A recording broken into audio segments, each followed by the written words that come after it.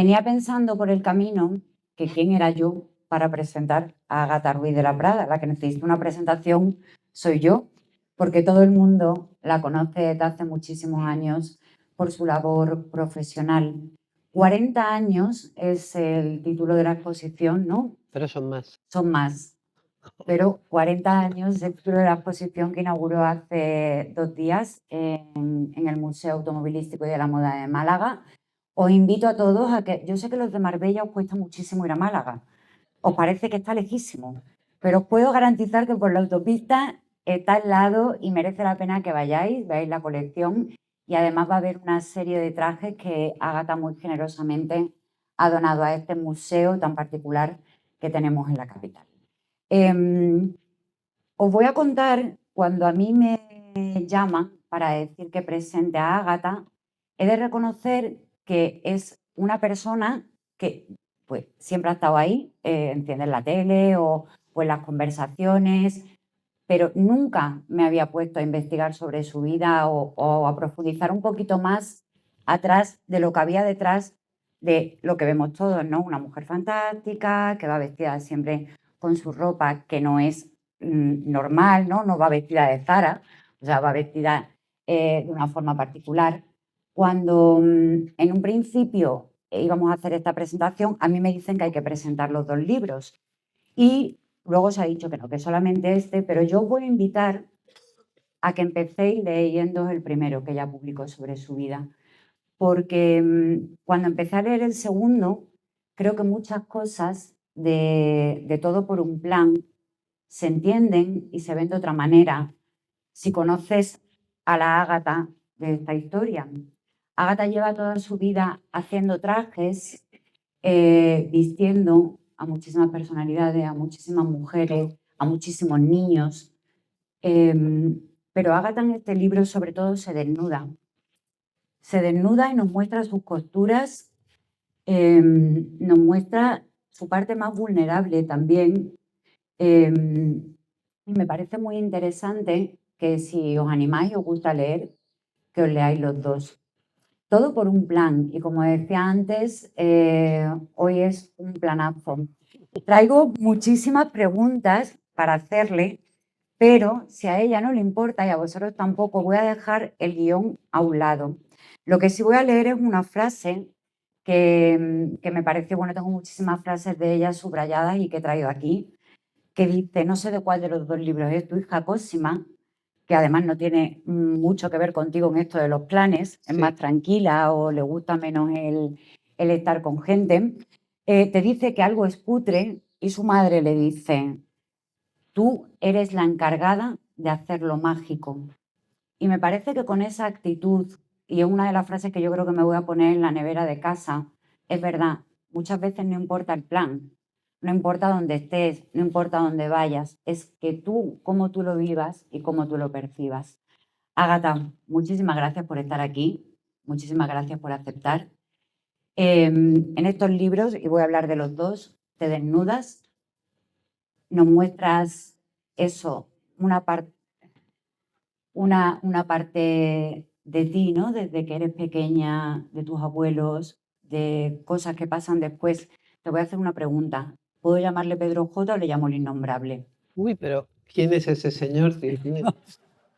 Bueno, nada, muchísimas gracias. La verdad que este libro no lo íbamos a presentar hoy porque ya lo hemos presentado un montón de veces en Marbella, entre otras en Casa de Remedios, que me lo presentó hace 2 veranos, casa de su hijo en realidad, y que hizo un planazo también, una cena de súper divertidísima y todo para presentar el libro. Yo nunca pensé que iba a ser una presentación tan divertida, pero lo presenté la primera vez en San Pedro de Alcántara, la segunda vez en Casa de Remedios y bueno, pues este también lo he presentado en San Pedro y ahora me hace muchísima ilusión hacerlo así como en petit comité en este hotel que yo creo que es el hotel más chic de todo Marbella.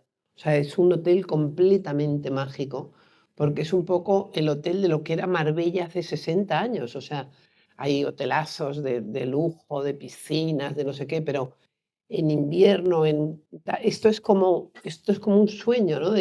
Las terrazazas. Fíjate esos 2 qué terraza tienen, que caben ahí 50 personas y están ellos 2 solos. tan a gusto. Bueno, entonces, bueno, estábamos hablando de ti, Amparo. Sí, justamente de la presentación. Y entonces, bueno, estoy muy contenta de estar aquí, la verdad que es una gozada. Y esto del libro, que da mucho de sí, lo de hacer los libros, esto yo nunca pensé que un libro podía dar tanto trabajo. El primero, desde luego, me dio un trabajo, lo presenté más de 90 veces. Lo presenté hasta en Guinea Ecuatorial, imaginaros. Pero es que en Guinea Ecuatorial todo el mundo habla español, pero fue una aventura porque no llegaban los libros. Bueno, yo acabé yéndome al aeropuerto a las 5 de la mañana con 50 personas llevándome. Fue una de las noches más sexys de toda mi vida. Fue una cosa espectacular lo de esa presentación. Y esto se mueve mucho. ¿Me oís sin? No, no, mejor así. Bueno, entonces, claro, hace 20 años nadie se le ocurría pensar quién era Christian Dior, quién era Saint Laurent, quién era Chanel, si era gay, si no era gay. La gente no, es que no sabía ni que existía, ni si eran personas. O sea, la marca Christian Dior, mucha gente creía que era una marca inventada, ¿no? Pero todo ha cambiado muchísimo. La moda está cambiando brutalmente, todo va muy deprisa, todo tal y cual.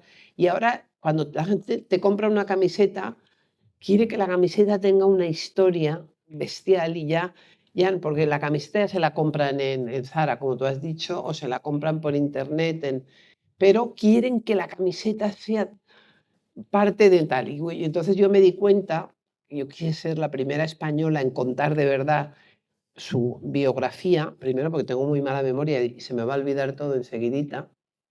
Y segundo, porque, bueno, pues yo he visto que las cosas cambian y así como antes la gente elegante, lo elegante era ser muy discreto, pues ahora cuanto más indiscreto eres, mejor, ¿no? La mujer más poderosa del planeta, que es Kim Kardashian, pues es de pura indiscreción que tiene, vamos, porque más indiscreto que eso no se puede ser. Y entonces se ha hecho rica, se ha hecho tal, contando todo, bueno, hasta cómo va el cuarto de baño, o sea, es una cosa increíble. Entonces, todo ha cambiado y estos libros son parte de ese cambio. Porque, ¿por qué una diseñadora tiene que contar su vida? Pues tiene que contar su vida, tiene que ir a la televisión, se tiene que ir a Nepal, subirse a las montañas 10 horas aunque esté coja. Haces unas cosas que era inimaginable hace unos años que un diseñador de moda tuviera que hacer estas cosas. Pero hay que hacerlas. Y bueno, ya que las vas a hacer, como a mí me encanta leer, lo que más me gusta del mundo es leer, y me encanta leer libros sobre mujeres, biografías, o sea que me encaja mucho estos libros en lo que a mí me gusta leer. Pues pensé, hay que hacerlo, y me metí en esto no sabiendo que esto me iba a dar un trabajo morrocotudo. Aquí hay 3 libros, porque hay un tercer libro, que este es un, digamos, un regalo que me he hecho yo a mí misma, que es mi fotógrafo favorito, con el que llevo trabajando muchos años, y con motivo de que abría la tienda, de que no sé qué, de que tal y cual, pues dije, mira, voy a hacer un libro, autobombo mío total, que son fotos, como muchas han sido portadas de Hola y de otras, y una fue portada tuya. Aquí está tu portada, ¿te acuerdas una que hicimos juntas en 10 minutos? No, pero esta era una muy bonita con las fotos con las fotos de Javier, por eso están aquí, ahora te la enseño. Y entonces, bueno, pues la moda ha cambiado muchísimo y ahora pues tienes que desnudarte, contar tu... Y cuando yo acabé el libro, digo, pero ¿cómo le he contado yo a este tío tantas cosas? Pero yo estaba acojonada y claro, hasta mis amigas íntimas dicen, y no, no, les contaba cosas en el libro que ni sabían ellas. Todo el mundo se quedó aterrado, primero empezando por mí. Y bueno, pues luego se me ha ido olvidando y el segundo libro es mucho más frívolo. El primero es un libro dramático en el que se ve pues muchas cosas que me han pasado a mí, pero que os han pasado a todas. O sea, que levante la mano el que no le hayan pasado muchísimas cosas a ella, a su familia, todo. O sea que... Y el segundo libro es más en plan Bridget Jones, pues como más sentido del humor, en una cosa que sí que es verdad que es importantísima para mí y creo que para todos los que estáis aquí, que es el plan. Porque yo es una cosa de mi familia que ahora mismo, pues a los niños no se les enseña a hacer planes y todos están todo el día aprendiendo cosas y tal, y hacer planes es que es una cosa fundamental en la vida. Yo vengo de una familia que no trabajaban, pero no, el que no trabajaran no quiere decir que no estuvieran constantemente en movimiento y ese movimiento se llama plan. Yo si viviera en Marbella, la verdad hubiera venido a este plan. Porque, si estáis aquí, me iría al Museo del Automóvil, que te coge a 3/4 ¿A de qué hora. tal? Y dentro de 15 días os voy a invitar a otro plan, porque voy a inaugurar en Benalmádena. Entonces voy a tener una exposición en Benalmádena y una exposición en Málaga, que van a durar 3 meses, espero que me la alarguen tal. Y, y esto solamente en esta esquinita, porque tengo movidas también en Buenos Aires y en todas partes del mundo. El fin de semana que viene me voy a hacer un desfile a Rabat, a la capital de Marruecos. Y así estoy todo el día haciendo de un lado para otro. Pero bueno, ¿por qué he hecho este libro? Pues porque yo creo que son cosas que están en el aire y que tú las tienes, un diseñador tienes que ser muy de comprender lo que está en el aire y hacerlo. Y he contado demasiadas cosas, pero yo creo que el 80% de las personas que se lean el libro, el 85%, van a ser más amigas mías cuando se acaben el libro que cuando lo empezaron. Bueno, ahí, cuando leáis los libros, tanto en uno como en otro, también le hace un traje a determinados personajes de este país con los que ¿Sabes has que se tenido. nos está acoplando esto? No, ¿Tú crees que no, no? yo creo que de allí esto no se acopla. Que va, que va. Le hace un traje a determinados personajes de este país que yo no sé cómo les habrá sentado luego al leer, porque claro, tú has tenido durante toda tu vida, pero sobre todo durante muchos años, contacto y muchas relaciones con personas muy poderosas. ¿Alguien te ha dicho algo de que le haya sentado mal o...? Es verdad que te da mucha pena porque, claro, es que si tú dices un libro, hola, qué bien, todo, qué bonito, qué tal, qué buenos días, qué tal, qué bien lo he pasado, no sé qué, pues menudo rollo de libro. En el libro tienes, o sea, yo cuando voy a la tele y me pagan una fortuna, pues sé que tengo que contar algo, porque si no, no me vuelven a llamar en la vida. O sea, hay gente que se cree que vas a la tele, tal, te pagan una fortuna y no puedes, y después, ay, hola, hola, sí, tal. No, pues no, porque es que no, no, es Hay imposible. que Entonces, mojar. en un libro te tienes que mojar. Y este libro lo ha escrito uno que se llama Pedro Narváez y, y yo comprendo que es dificilísimo contar la vida de una persona en 350 páginas, ¿no? ¿Cuántas son? Sí, 300 páginas. Y es dificilísimo. Entonces, si le empiezo a decir, ay, no pongas esto, que se va a ofender no sé quién, no pongas lo otro, que se va a ofender no sé cuántos, me ha dado pena porque ha habido gente que se ha ofendido. Luego ha habido gente con la que me meto muchísimo, por ejemplo, con Ana Botella, y tampoco tengo yo tanta obsesión con Ana Botella. O sea, bueno, alguien se tiene que llevar algo de, ¿sabes? O sea, o sea, cuando te metes en un proyecto de estos, está claro que siempre que te arriesgas, mm, algo te va a pasar. Y yo lo siento muchísimo y pido perdón a la gente que se haya. Yo, fíjate, iba a Sálvame mucho a Sálvame, la tele, Sálvame Deluxe, y entonces al día siguiente siempre tenía que ir el lunes a retractarme, porque si no me retractaba, uy, me ponían unas, entonces yo todos los lunes tenía que ir a retractarme, lo siento tal y cual que he dicho, no sé qué. Y ahí va aterrada, ¿eh? Pero siempre salía algo y venían, como tú no te retractes, me vas a pagar 1.000.000 de euros, porque ahora mismo me retracto, que es lo que va a hacer, qué es lo que va a hacer Revilla, no tengáis duda que va a hacer eso, lo siento muchísimo, no quería tal, estaba mal de la cabeza y cómo pude tal. Y sí, no lo he hecho para ofender, pero tienes que contar las cosas pues un poco, y ahí pues siempre sale alguien un poquito mal parado, pero tampoco tanto. Sí, ¿dónde has encontrado tú? Bueno, Sí, ya has encontrado. unos poquitos, unos poquitos. Pues no, no, la verdad que se ha hecho sin maldad ninguna, ¿eh? Y aparte de esos personajes que conocemos todos, a mí me ha llamado mucho la atención, bueno, me parece como muy honesto, tanto un libro como otro, la forma de expresarte de cuando hablas de tus hijos, que hablas en los dos de Cosima y de Tristán, em, efectivamente, sobre todo en el segundo libro, es como que no han estado a la altura de lo que a ti te hubiera gustado que tuvieran, pero sí que dices, yo tampoco estuve a la altura de lo que hubieran querido mis padres, ¿no? Sí. Bueno, yo me llevaba fatal con mis padres, con los dos. Hablo mucho de que gracias a mi padre, pues yo tengo ese amor al arte, que ha sido la base de mi vida. Sí, pues, ¿qué pasa con el sonido? ¿Quién es el del Es que hace sonido? como, ¿Alguien? aléjalo un poquito, Ágata. ¿Así? ¿Así? ¿Así? Sí, Así, yo creo que vale. al alejarlo, Pues así. eso. Bueno. no me puedo mover, pero bueno. Claro, yo era muy rebelde, mi madre me llevaba fatal con mi madre y tal, y desgraciadamente, pues yo he hecho todo, no os lo vais a creer, pero lo que yo he hecho para llevarme bien con mis hijos es que no lo vais a creer. O sea, la gente dice, esta trabaja mucho, no les ha dedicado ninguna atención. Mira, yo les he llevado a clase de todas las clases que se podían llevar, les he llevado a todo. Les he hecho planes desde que recién nacidos, han ido a todo tipo de planes, les he presentado a gente de su edad, de mayores, a todo el mundo, he hecho todo por mis hijos. Y al final, pues hay gente que como Remedios, que tiene una suerte bestial, que le salgan genial los hijos, pero yo te diría que cada día veo más que en general, y lo siento muchísimo decir esto, mucha gente se lleva un disgusto luego muy grande cuando sus hijos mm, no hacen lo que tú esperabas que hicieran. Porque yo tengo unos hijos que son listísimos, preparadísimos, que han ido a unas universidades que te mueres, a unos colegios que si yo ahora cogiera ese dinero, desde luego no lo metería en ese. Si no, es que, bueno, estaría forrada, pero requete forrada. O sea, yo no, ahora mismo mi hija, en vez de ir a una universidad americana, hubiera ido a la Complutense, pero vamos, no sé cómo. Y entonces, claro, te desilusionas mucho. ¿Tú cuántos años tienen tus hijos? Pocos. 26 el mayor. Oh, aún no, aún estás en el principio. Bueno, Y entonces, normalmente yo conozco mucha gente, que ya llega un momento que se lleva un disgusto enorme. Entonces tienes que olvidarte de todo, ir a más planes aún, más planes, más novios, más divertida, más esto y más todo. Y, si no, y a unas muy malas, más orfidal.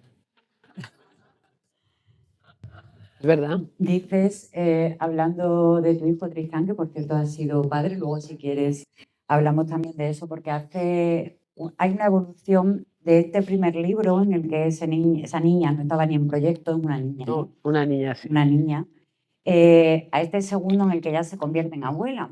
Agatha tenía muchas ganas de convertirse en abuela y ha sido abuela. Otro fiasco. Bueno, y eso que os digo una cosa, que yo creo que la niña más guapa de España es mi nieta. No sabes cómo son sus ojos azules, pero azules, azules. Sí, a su abuelo, dices. No, es de Tristán, la niña. Ay, mira, Roberto, estaba tan histérica de que no llegabas. Roberto, ven aquí, ven, ponte aquí. Por poco me da un ataque. Ya, porque tenía el teléfono en mi cuarto y no te podía llamar. En fin, este es un amigo mío que ha venido desde Madrid con su hijo. Ponte ahí, siéntate ahí. No, está con su niño. Dile al niño que venga también. Gracias. Bueno. Niño. Bueno, total, que mira, mi mejor amiga, que es buenísima, que se llama Isabel Alonso, que es ginecóloga, es la mejor ginecóloga de España. Cuando yo iba a decía, tú no te emociones mucho, que no te creas que es tanto, porque todo el mundo me decía, es que tener un nieto es lo mejor que te puede pasar en el mundo, y es lo mejor que te puede pasar en el mundo.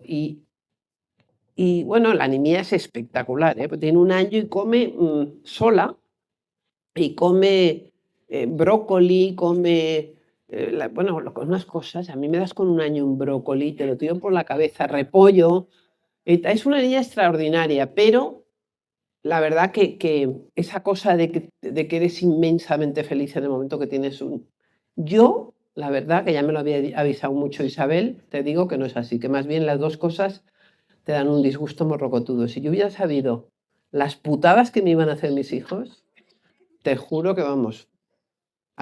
Otro gallo me hubiera cantado. ¿Tú crees que me meto? Pero tú ya verás, algún día dentro de 10 años te acordarás de mí. Bueno, yo también tengo mi historia, y con mis hijos también, pero no voy a escribir ahora un libro sobre eso. Ni me voy a desahogar aquí. Dices, en un momento en el que estabas hablando de Tristán, ¿no? Lo diferente que es a ti, ¿no? Eso que a ti te ha gustado hacer planes de trabajar, cosas que yo no sé, luego que no se nos olvide, porque a mí me encantaría saber tu abuelo, ese señor que decía que trabajar era una ordinariez, y además, no sé qué hubiera pensado de lo de trabajar en una ordinariez y de que hubieras escrito estos libros. Pero un segundo. Pero está muerto el pobrecillo, Bueno. o sea que... Dices de tu hijo, ¿no? Hablas de eso, del yoga, de la meditación, porque a él le encanta, se fue a la India. Y dices algo así como: mi yoga es limpiar. A esta generación le encanta no hacer nada y por eso medita. Tela. en el Bueno, es momento. que yo tengo mucho contacto en mi estudio con gente joven. Vamos a ver, yo vengo de o sea, de una familia que en un momento dado pues tuvo mucho dinero que por algunos sitios y tal y cual, básicamente pues uno, pero bueno, por ejemplo, el Marqués de Comillas, que era López, que fue en ese momento una especie de Amancio Ortega, yo no sé si una cosa, una fortuna colosal, pero y su hija se casa con uno que se llama Güell, que también era riquísimo. Y todo eso. Entonces ya vengo de una familia que a partir de ese momento en España lo que se pensaba era yo que ya me he hecho rico, pues se trata de que mi hijo no pegue un palo al agua, mi nieto tampoco, mi bisnieto tampoco, y a ver cuántas generaciones para abajo tiramos. Y entonces eso atonta muchísimo, el no trabajar atonta mucho. A mí siempre me ha parecido que... Entonces, ¿qué me has preguntado? Eso, lo de tus hijos, ¿no? Lo del yoga, la Bueno, meditación, entonces lo que yo veo es que, claro, cuando yo veo a mi madre que no había trabajado nunca, y entonces empiezan su generación, sus amigas empiezan como un poquito a trabajar, algunas no lo necesitaban, pero pues una pone una tienda, otra pone un tal, y mi madre siempre decía, ay, es que a mí no me han enseñado a trabajar. Digo, pero bueno, ya, ¿qué es eso de enseñar a trabajar? Eso es una cosa que tienes que llevar en la sangre, además que te divierta ganar dinero, ¿sabes? O sea, voy a ver cómo gano dinero, qué divertido, ¿no?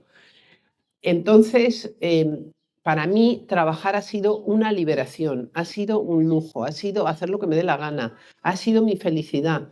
O sea, me han pasado cosas como a todos nos ha podido pasar cosas, pero yo he tirado para adelante gracias a mi trabajo. Y yo noto que ahora mismo mis tíos, que tengo ahora un tío pobrecito que está muriendo el pobre y tal, pero no han trabajado ni un día de su vida. Entonces eso pues mi vida es que yo ni lo concibo. Entonces, como yo eso lo he vivido, ahora mis hijos piensan que no trabajar es el objetivo.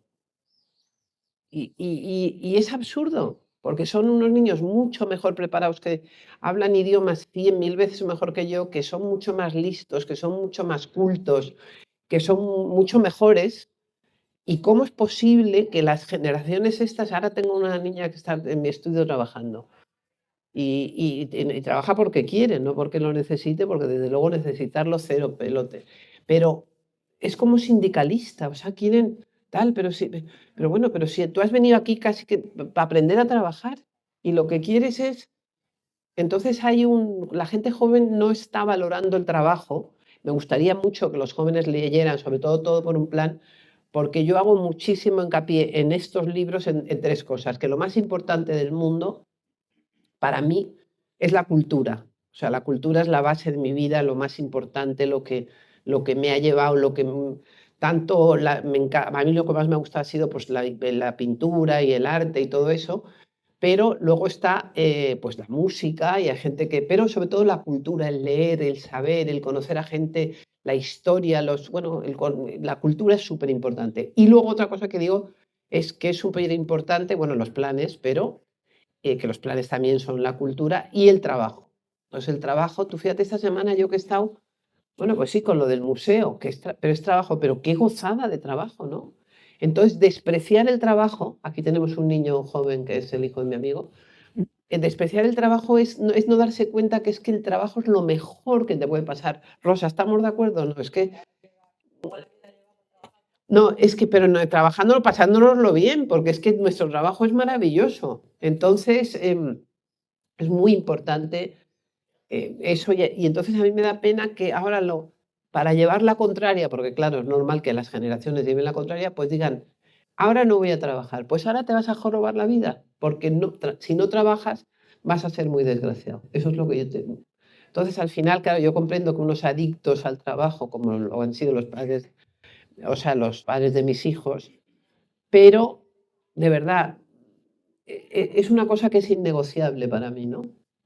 es que yo creo que ahí hay un factor, un análisis, ¿no? Que habría que hacer sociológico de pertenecemos a una generación de mujeres que me da la sensación que tuvimos que salir a la calle a trabajar y un poco masculinizarnos en cierto modo, ¿no? Ese formato de trabajo masculino, de liderazgo masculino. Y yo lo que veo es que muchas de nuestras hijas, por ejemplo, y eso sí te lo puedo decir, tengo una hija de 20 y una de 19, y sus amigas y tal, hijas de madres muy currantas, lo que dicen es: yo no quiero ser tan pringada como tú.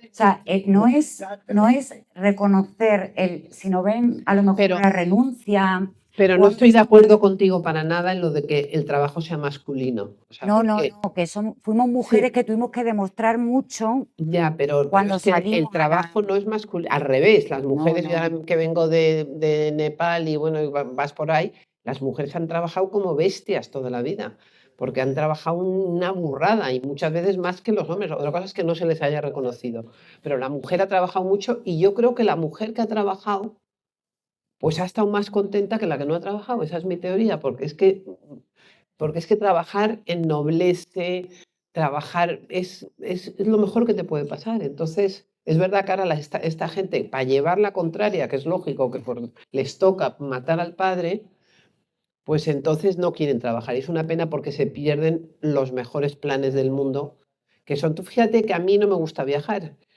Y gracias a mi trabajo he ido a Buenos Aires, pues imagínate 10 veces. Ahora tengo una exposición en Buenos Aires que os lo puede contar mi amigo que vino en Buenos Aires, que está siendo un éxito apoteósico. Tengo amigos en Buenos Aires que me puedo quedar en su casa a vivir. Tengo amigos en todas partes del mundo, en Uruguay, en Colombia, en Chile, en todas partes. Y yo, si hubiera sido por mí, a lo mejor no hubiera conocido ninguno de estos sitios.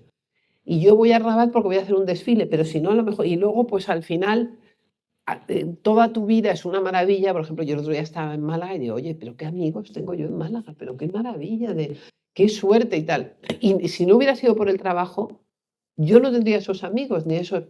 Entonces, a mí el trabajo no ha hecho más que darme cosas buenas todos los días de mi vida, aparte de que también pues me da un poco de dinero, que eso también es muy importante, ¿no? Porque Hay algo que te quería preguntar, ¿vale? Y ahora que has dicho lo de que conoces a muchísimas personas por el trabajo, estuviste en un momento en el que, y además leyendo el libro, como que reviví todo eso, en el que la prensa era capaz de tumbar un gobierno en 0,2. Estuviste en esas esferas de poder, muy cerca de todas esas personas. Conociste a mucha gente en aquel momento y recibiste mucho... No me deja terminar la pregunta. No, porque es que parece que yo venía, porque eso decía una, esa ya sabéis que verán en Marbella también, y dice la tía, no, porque oye, vamos a ver, yo cuando era pequeña, en casa de mis abuelos, cuando venía a vivir don Juan de Borbón, que en este momento, pues no es nada, pero en ese momento era el rey, o para mucha gente era el rey. Entonces, cuando venía don Juan, significaba pues que el gobernador civil y el otro, y Samaranch y no sé quién, y todo el mundo estaba por ahí alrededor. En mi mismo piso, que lo cuento muchísimo, el libro podría decir en vez de mi historia, la historia de los Garrigues, de los vecinos de Ágata. Entonces, yo cuando era pequeña vivía puerta con puerta en una casa de unos señores donde la que venía era Jacqueline Kennedy.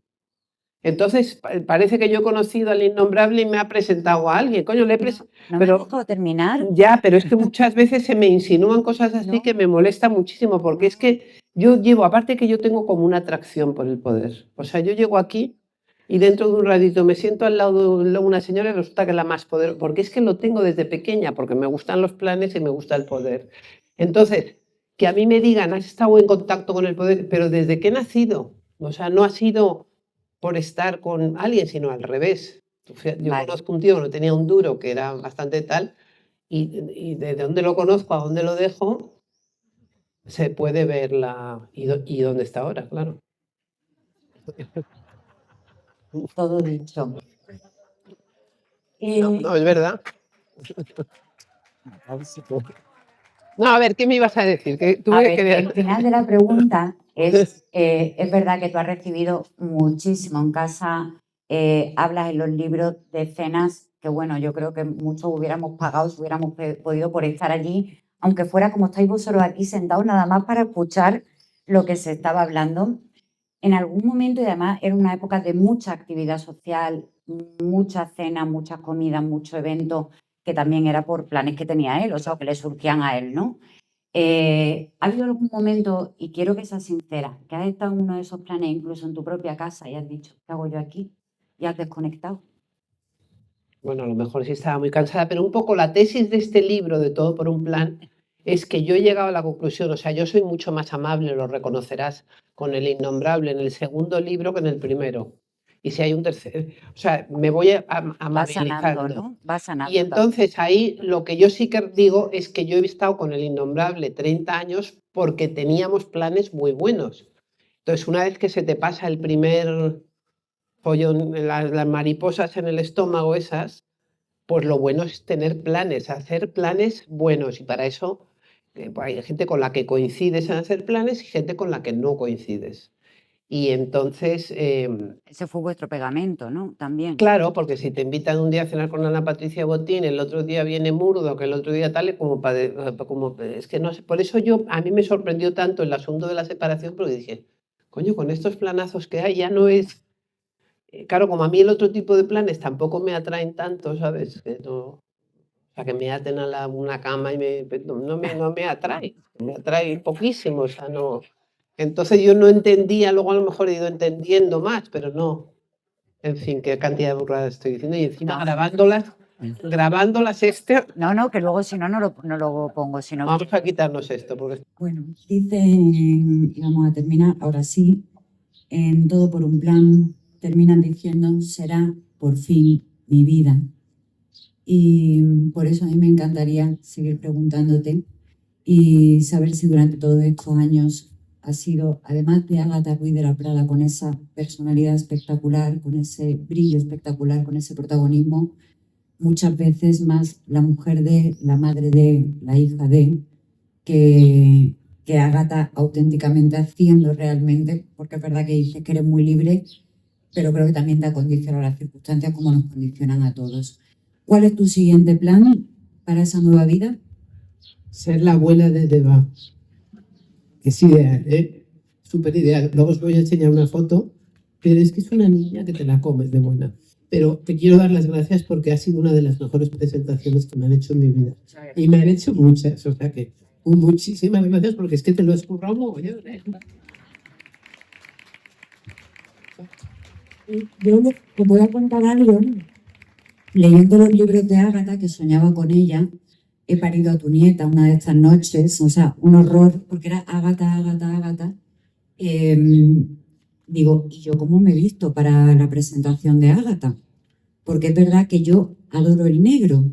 Y sobre todo adoro el negro cuando tengo una mujer de entrevistada, y si os dais cuenta en mis cenas no me gusta ir de colores porque no quiero brillar más que ella. Entonces con el negro ella es la protagonista. has venido de reina. Y he venido de blanco porque dije, bueno, ¿y cómo me he visto? Y digo, bueno, pues la entrevista va a ser un lienzo en el que vamos a dibujar las dos, lo que ella quiera.